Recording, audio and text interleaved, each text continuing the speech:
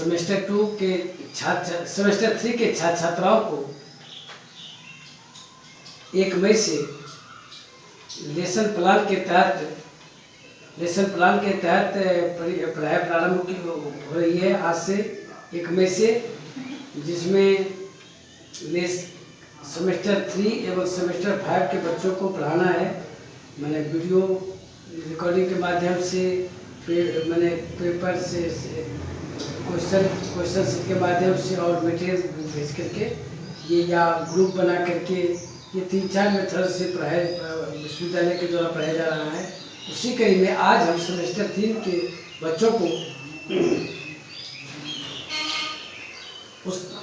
इनका जो आप लोगों का जो पेपर कोर 5 है वह है सोशल थॉट, जिसमें हम विभिन्न western thinkers like Auguste Comte, Durkheim, Max Weber, Karl Marx, Merton, कुछ इंडियन थिंकर्स भी हैं जैसे महात्मा गांधी, स्वामी विवेकानंद, राजा राम मोहन राय।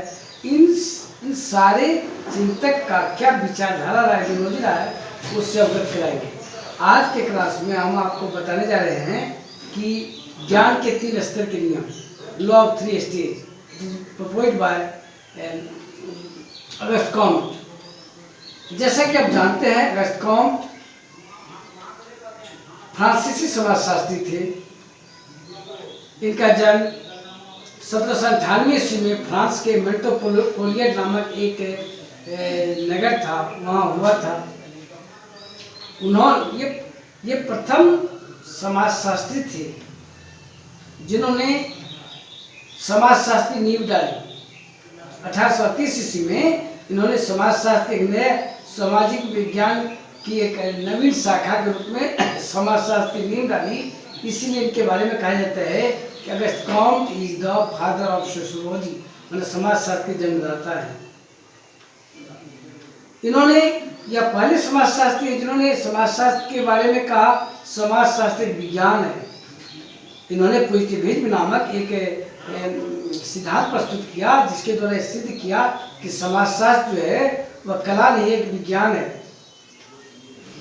इन्होंने पहले समाजशास्त्र को सोशल फिजिक्स कहा, बाद में इन्होंने कहा कि जिस तरह से समाजशास्त्र के सोशल साइंस के अलग कई ब्रांचेज हैं जैसे साइकोलॉजी, फिलॉसफी, उसी तरह से सोशियोलॉजी एक ऐसा विज्ञान है, एक ऐसा सामाजिक विज्ञान का शाखा है जिसमें समाज में घटने वाली घटनाओं का वैज्ञानिक अध्ययन करते हैं।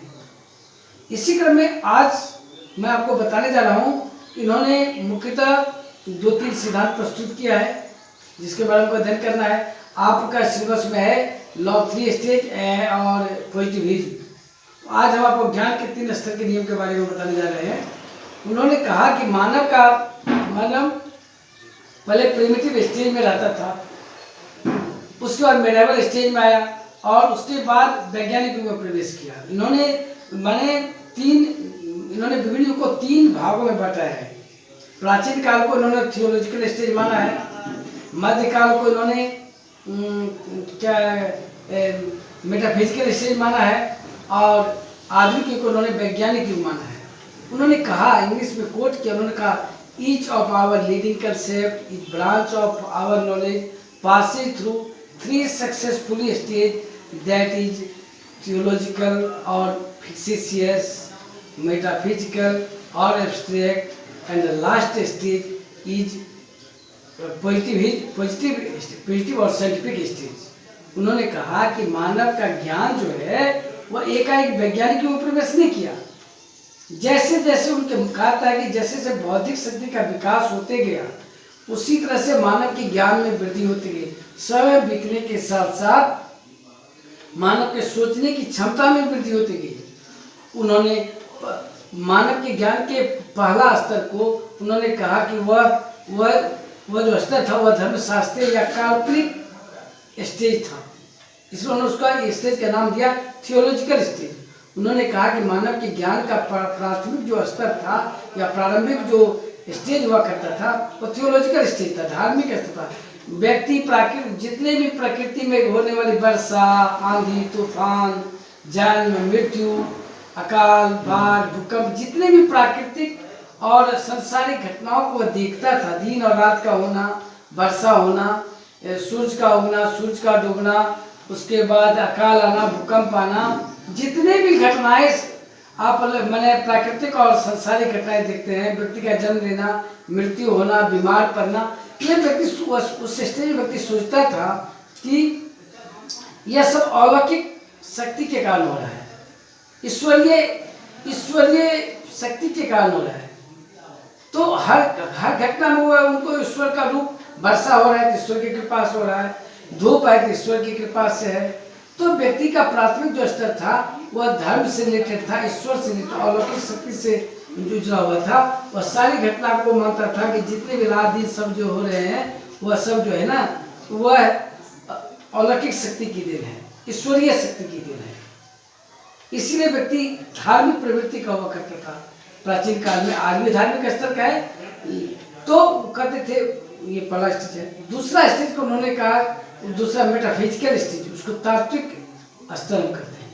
उन्होंने कहा कि धीरे धीरे मानव के ज्ञान शक्ति में वृद्धि होती गई, तब व्यक्ति प्राकृतिक जो घटनाएं हैं या सांसारिक जो घटनाएं हैं, जैसे दिन रात का होना, वर्षा होना, आंधी आना, तूफान आना, भूकंप आना, महामारी होना, बीमार पड़ना, जन्म होना, मृत्यु होना, व्यक्ति यह सोचने लगा कि इन सारी घटनाओं के पीछे कोई एब्स्ट्रैक्ट पावर, कोई अमूर्त शक्ति है जो अदृश्य है, जो हमें दिखाई नहीं देती है, वो अलौकिक भी नहीं लेकिन अदृश्य है।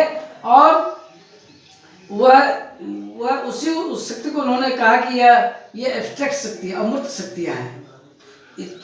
ऑगस्ट कॉम्ट महोदय कहते हैं कि इस स्टेज में व्यक्ति पहले प्रारंभिक स्टेज में कल्पना से काम लिया, इस स्टेज में व्यक्ति भावना में बढ़ने लगा। तो वह समझने लगा कि प्रत्येक घटना के पीछे कोई ना कोई एब्स्ट्रैक्ट शक्ति काम कर रही है, अदृश्य शक्ति काम कर रही है। इसलिए उन्होंने इसका नाम दिया तात्विक स्तर।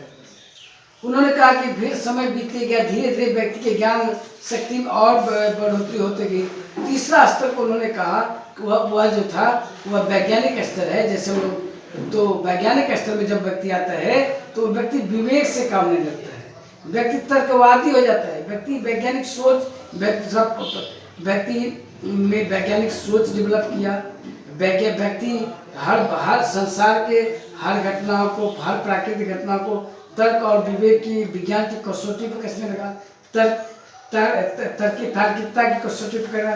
तब व्यक्ति में यह बोध हुआ कि नहीं, जितनी भी घटनाएं घटती है उसके पीछे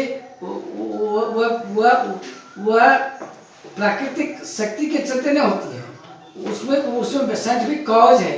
तो घटना के पीछे व्यक्ति व्यक्ति विभिन्न वैज्ञानिक स्टेज को लगता है, व्यक्ति सोचता है कि हर घटना के पीछे कोई न कोई कारण है। उस घटना का अवलोकन करना, निरीक्षण करना, परीक्षण करना, उसके कॉज एंड इफेक्ट रिलेशनशिप को जानना, उसके बाद उसमें साइंटिफिक निष्कर्ष निकालने लगा। जैसे कि कोई व्यक्ति बीमार पड़ जाता है तो यह सोचने लगा वह जो बीमार पड़ता है तो निश्चित रूप से वह या तो शारीरिक बीमारी के चलते या कोई बीमारी से ग्रसित है, यह बीमार पड़ता है। कोई भूत प्रेत उसको नहीं छू दिया है जो व्यक्ति बीमार पड़ता है। धीरे धीरे धार्मिक अंधविश्वास समाप्त होने लगा। तो इस स्टेज को उन्होंने कहा वैज्ञानिक स्तर, जो आज का आधुनिक स्तर है, जिसमें हम सांसारिक घटनाओं को विज्ञान। उन्होंने पॉजिटिव फिलॉसफी नाम की पुस्तक लिखी जिसमें स्पष्ट रूप से वर्णन किया है कि समाज में जो भी घटना घटती है उसके पीछे कोई न कोई कारण रहती है। कहीं पर धुआं उठता है तो आग है, उसी तरह से दो व्यक्ति के बीच कोई झगड़ा होता है तो उसके पीछे भी कोई कारण रहता है, चाहे उसका सामाजिक कारण हो, चाहे उसका बायोलॉजिकल कारण हो, चाहे फैमिलियल कारण हो। तो इस ढंग से उन्होंने मानव के ज्ञान के विकास के 3 स्तरों की चर्चा की है और इस स्तर से गुजरते हुए मानव का बौद्धिक विकास आज तक हुआ है। आज की क्लास में समय की पाबंदी है और तो आज यही रहने दीजिए। नेक्स्ट क्लास में कल हम आपको बताएंगे इन्होंने प्रत्यक्षवाद के बारे में क्या कहा, पॉजिटिविज्म के बारे में क्या कहा। Thank you.